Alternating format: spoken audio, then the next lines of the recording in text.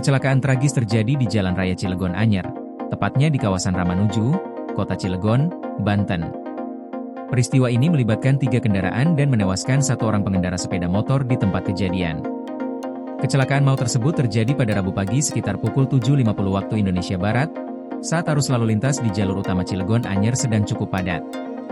Berdasarkan hasil olah tempat kejadian perkara yang dilakukan oleh Satuan Lalu Lintas Polres Cilegon, kecelakaan bermula ketika sebuah sepeda motor dengan nomor polisi G2752BGG melaju dari arah Cilegon menuju Anyer.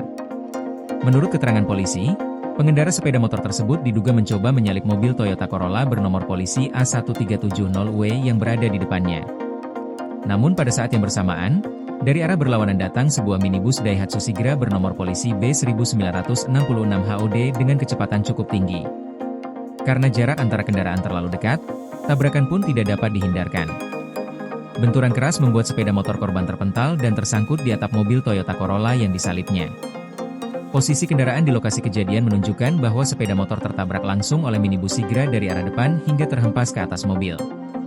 Kanit Gakum Satlantas Polres Cilegon, Ibtu Atang Sapuloh, menjelaskan bahwa peristiwa itu terjadi begitu cepat, dan korban tidak sempat menghindar ketika kendaraan dari arah berlawanan muncul secara tiba-tiba.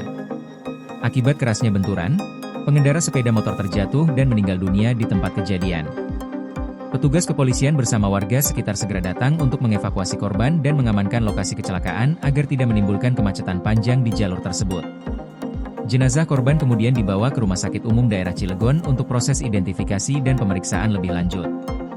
Selain menewaskan 1 orang, kecelakaan ini juga mengakibatkan 2 kendaraan lain, yaitu Toyota Corolla dan Daihatsu Sigra, mengalami kerusakan cukup parah.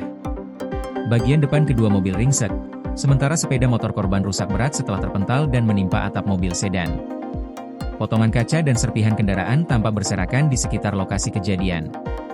Kanit Gakum Polres Cilegon, Ibtu Atang Sapuloh, mengatakan bahwa seluruh kendaraan yang terlibat kecelakaan telah diamankan sebagai barang bukti.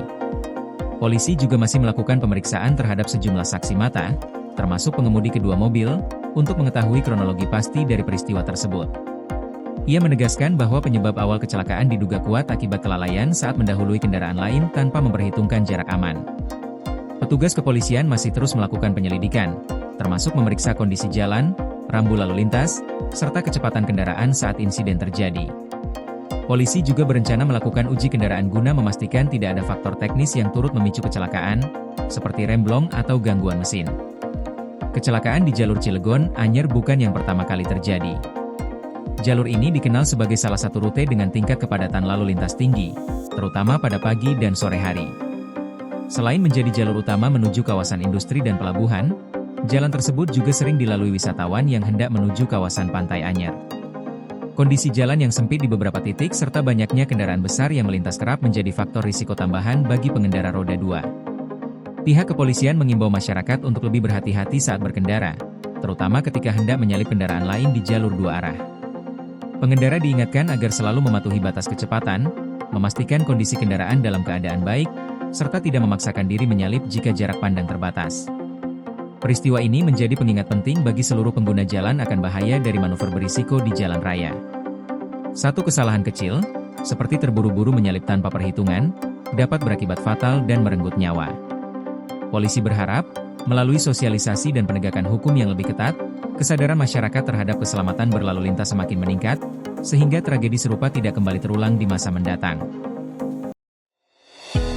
Koordinasi PLN dengan TNGL jelang Hari Kesaktian Pancasila, listrik terbangun, alam tetap lestari. Panen perdana garam Aceh.